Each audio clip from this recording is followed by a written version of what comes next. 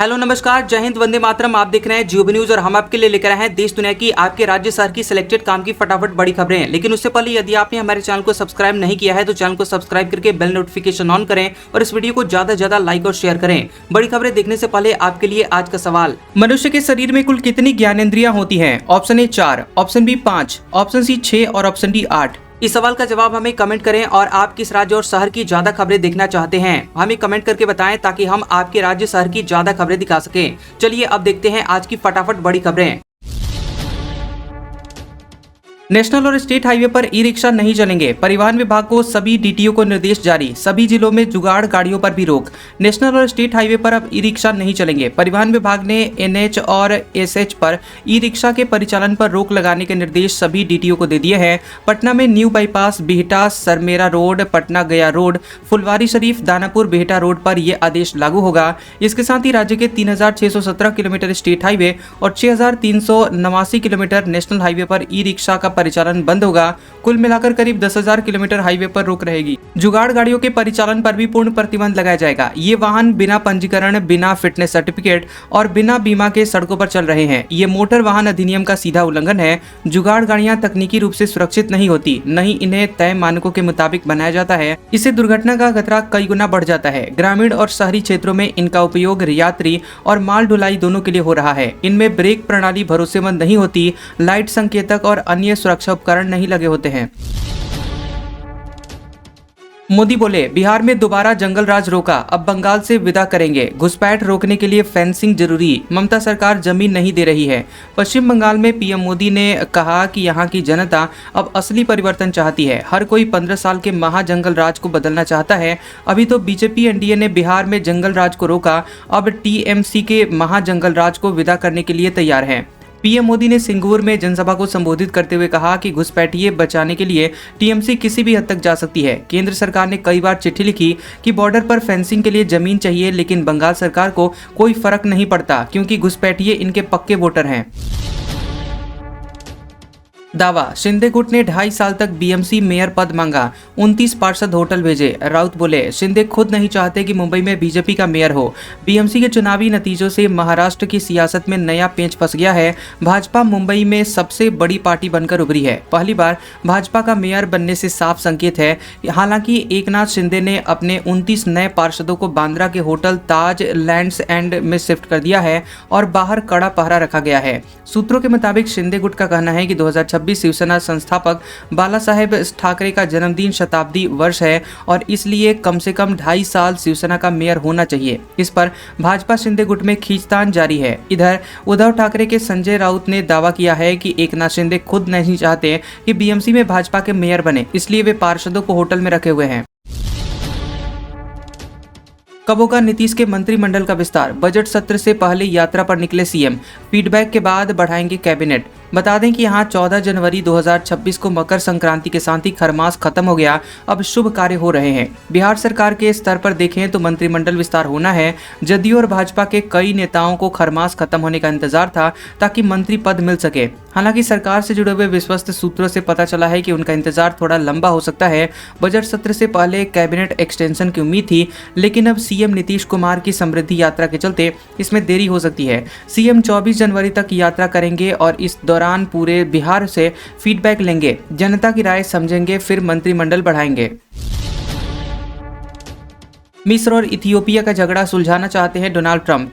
राष्ट्रपति अल सीसी को चिट्ठी लिखी। नील नदी के पानी बंटवारे पर दोनों देशों में विवाद है। अमेरिका के राष्ट्रपति डोनाल्ड ट्रंप ने नील नदी के पानी को लेकर मिस्र और इथियोपिया के बीच चल रहे विवाद में मध्यस्थता की पेशकश की है।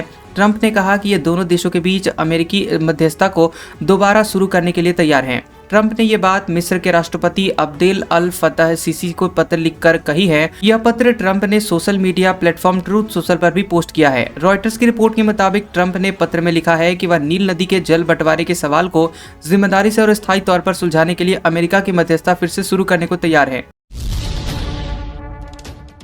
ट्रंप ने 8 यूरोपीय देशों पर 10% टैरिफ लगाया। ग्रीनलैंड पर कब्जे का विरोध कर रहे थे। कहा नहीं माने तो जून से 25% टैरिफ। अमेरिकी राष्ट्रपति डोनाल्ड ट्रंप ने यूरोप के 8 देशों पर 10% टैरिफ लगाने का ऐलान किया है। ये देश ग्रीनलैंड पर अमेरिका के कब्जे की धमकी का विरोध कर रहे थे।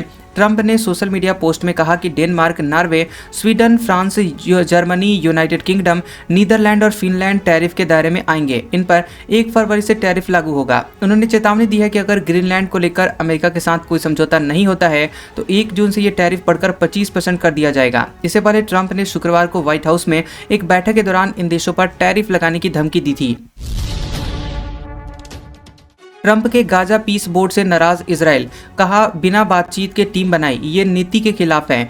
शांति बोर्ड में भारतवंशी अजय बंगा भी शामिल हैं। अमेरिका के राष्ट्रपति डोनाल्ड ट्रंप का गाजा पीस प्लान दूसरे चरण में पहुंच गया है। ट्रंप ने गाजा के प्रशासन और पुनर्निर्माण के लिए national committee for the administration of Gaza (NCAG) के गठन का ऐलान किया है। इस कमेटी की देखरेख करने, फंड जुटाने जैसे कामों के लिए ट्रंप ने board of peace, Shanti board का गठन किया है। राष्ट्रपति खुद इसकी अध्यक्षता कर रहे हैं। इसके अलावा गाजा एग्जीक्यूटिव बोर्ड भी बनाया गया है।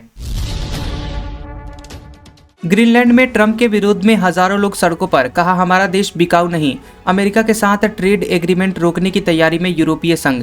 ग्रीनलैंड में ट्रंप के विरोध में हजारों लोग सड़कों पर उतर आए हैं। लोगों ने अमेरिकी राष्ट्रपति डोनाल्ड ट्रंप के ग्रीनलैंड पर कब्जे को लेकर दिए गए बयानों पर नाराजगी जताई है। प्रदर्शनकारियों ने ग्रीनलैंड बिक्री के लिए नहीं है के नारे लगाए।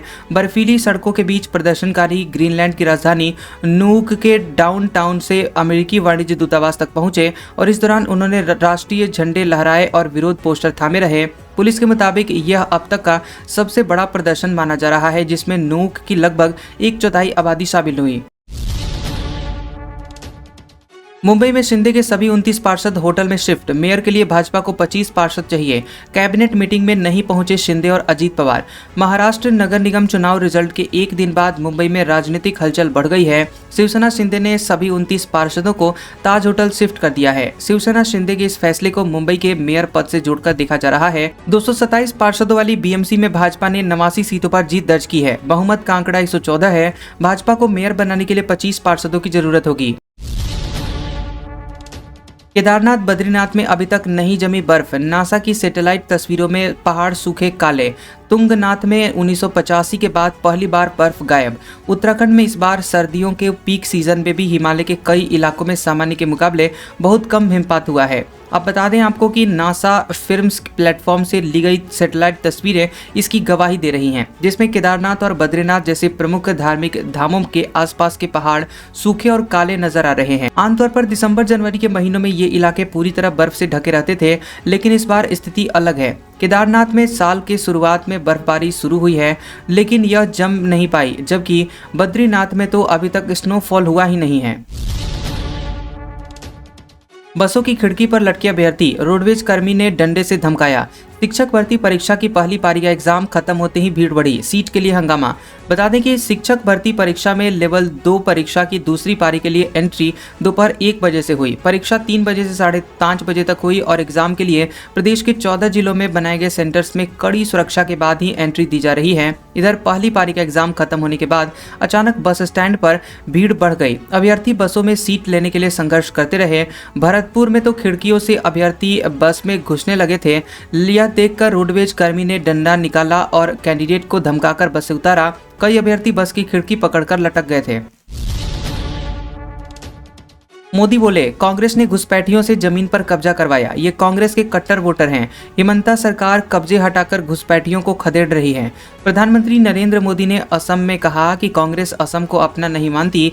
आजादी के बाद असम के सामने कई चुनौतियां थी, कांग्रेस ने समस्या का समाधान नहीं निकाला। जब जरूरत अपने लोगों के जख्म भरने, उनकी सेवा करने की थी, तब कांग्रेस ने घुसपैठियों की सेवा की। ये घुसपैठिए कांग्रेस के कट्टर वोटर हैं। ये लोग जमीन पर कब्जा करते रहे, कांग्रेस उनकी मदद करती रही। हिमंता सरकार आज लाखों बीघा जमीन को घुसपैठियों से मुक्त करा रही है। जहां एक समय यहां आए दिन रक्तपात होते थे, आज संस्कृति के रंग सज रहे हैं। पहले जहां कर्फ्यू का सन्नाटा होता था, आज संगीत गूंज रहा है। प्रयागराज माघ मेला, पुलिस ने शंकराचार्य अभिमुक्तेश्वरानंद को रोका, साधु को पीटा, पालकी खींच ले गए, शंकराचार्य स्नान नहीं कर पाए। प्रयागराज माघ मेले में मौनी अमावस्या के स्नान के लिए आए शंकराचार्य स्वामी अभिमुक्तेश्वरानंद की पालकी पुलिस ने रोक दी। पुलिस ने उनसे पैदल संगम जाने को कहा। शंकराचार्य के शिष्य नहीं माने तो पालकी लेकर आगे बढ़ने लगे और इस पर शिष्यों और पुलिस के बीच धक्का मुक्की शुरू हो गई। पुलिस ने कई शिष्यों को हिरासत में ले लिया। पुलिस ने एक साधु को चौकी में पीटा। इसे शंकराचार्य नाराज हो गए और शिष्यों को छुड़वाने के लिए अड़ गए। अफसरों ने उन्हें समझाने की कोशिश की, हाथ जोड़े, लेकिन वो नहीं माने। करीब 2 घंटे तक गहमा-गहमी चलती रही। इसके बाद पुलिस ने शंकराचार्य के कई और समर्थकों को हिरासत में ले लिया। शंकराचार्य की पालकी को खींचते हुए संगम से 1 किलोमीटर दूर ले जाया गया और इस दौरान पालकी का छत्र भी टूट गया। शंकराचार्य स्नान नहीं कर पाए। महाराष्ट्र में महिला बोली, वोट डालने के लिए दूसरे जिले भेजा गया। 4 बसों में महिलाएं बीट से पिंपरी चिंचवड़ गई। खास पार्टी को मतदान करने को कहा गया था। महाराष्ट्र के बीड जिले की एक महिला ने दावा किया कि उसे नगर निगम चुनाव में वोट डालने के लिए दूसरे जिले में ले जाया गया था। महिला के मुताबिक वह अकेली नहीं थी कि जिसके साथ ऐसा हुआ। 15 जनवरी को चुनाव के दिन बीड जिले से करीब 4 बसों में भरकर महिलाएं पिंपरी चिंचवड़ में वोट डालने के लिए गई थी। महिला ने बताया कि वह बीड के गेवराई तालुका की रहने वाली है। उसे मतदान की जानकारी नहीं थी और उससे कहा गया था कि पुणे जिले के जेजुरी स्थित खंडोबा मंदिर में स्वयं सहायता समूह की एक बैठक होने वाली है, इसलिए महिलाएं बस में सवार होकर चली गई। महिला ने 17 जनवरी को बीड के पुलिस अधीक्षक एसपी से मामले की शिकायत की और बताया कि इन सब के पीछे एक अन्य महिला थी। उसने आरोपी महिला के खिलाफ धोखाधड़ी की एफआईआर दर्ज करवाई है। डीजीसीए ने इंडिगो पर 22 करोड़ 20 लाख रुपए का फाइन लगाया। जांच कमेटी ने गड़बड़ी की 4 वजहें बताई। दिसंबर में एयरलाइन की 2500 फ्लाइट्स कैंसिल हुई थी। Directorate general of civil aviation यानी डीजीसीए ने एयरलाइन कंपनी इंडिगो पर 22 करोड़ 50 लाख रुपए का जुर्माना लगाया है। ये जुर्माना एयरक्राफ्ट रूल्स 1937 के रूल 133A के तहत लगाया गया है।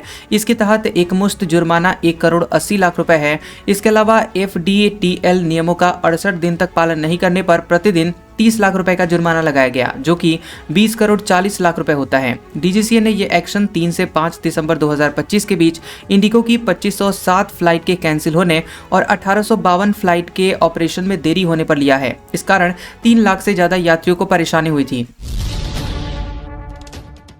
वांगचुक की पत्नी बोली, सोनम जेल में फर्श पर सो रहे, बैरक में टहलने तक की जगह नहीं। सरकार जानती है उनके केस में दम नहीं है। लद्दाख के एक्टिविस्ट सोनम वांगचुक की पत्नी गीतांजलि अंगमो ने कहा कि सोनम को जेल में फर्श पर कंबल में सोना पड़ रहा है। उनके पास कोई फर्नीचर नहीं है। उन्होंने कहा कि उनके बैरक में इतनी भी जगह नहीं है कि वो ठीक से टहल सकें। अंगमे ने कहा कि सॉलिसिटर जनरल तारीख पर तारीख मांग रहे हैं क्योंकि उन्हें एहसास हो गया है कि केस में कोई दम नहीं है। गीतांजलि ने न्यूज एजेंसी PTI को दिए गए इंटरव्यू में ये बातें कही हैं। सोनम वांगचुक को 26 सितंबर 2025 को राष्ट्रीय सुरक्षा कानून NSA के तहत हिरासत में लिया गया था। मोहन भागवत बोले, धर्म ही मुझे और मोदी को चला रहा। जब तक धर्म भारत का मार्गदर्शन करेगा, देश विश्वगुरु बना रहेगा। राष्ट्रीय स्वयंसेवक संघ RSS चीफ मोहन भागवत ने कहा कि धर्म मुझे और नरेंद्र मोदी को धर्म ही चला रहा है और उन्होंने कहा कि धर्म पूरे ब्रह्मांड का चालक है। जब सृष्टि अस्तित्व में आई तो उसके कामकाज को कंट्रोल करने के लिए नियम धर्म बन गए और सब कुछ उसी सिद्धांत पर चलता है। उन्होंने आगे कहा कि भारत को अपने संतों और ऋषियों से मार्गदर्शन मिलता रहा है। जब तक ऐसा धर्म भारत को चलाएगा वह विश्वगुरु बना रहेगा। आज का सुविचार, अगर हारने से आपको डर लगता है तो जीतने की इच्छा कभी मत रखना जनाब। कैसा लगा ये वीडियो हमें कमेंट सेक्शन में जरूर बताएं। वीडियो पसंद आया हो तो वीडियो को लाइक और शेयर करें और ऐसी इंटरेस्टिंग वीडियोस देखने के लिए हमारे चैनल GOB न्यूज को सब्सक्राइब करें और बेल आइकॉन को दबाएं। और हमारे ओल्ड और लेटेस्ट वीडियोस देखने के लिए हमारे प्लेलिस्ट और कम्युनिटी टैब को जरूर चेक करें। तो मिलते हैं अगले वीडियो में, तब तक के लिए आपका शुक्रिया।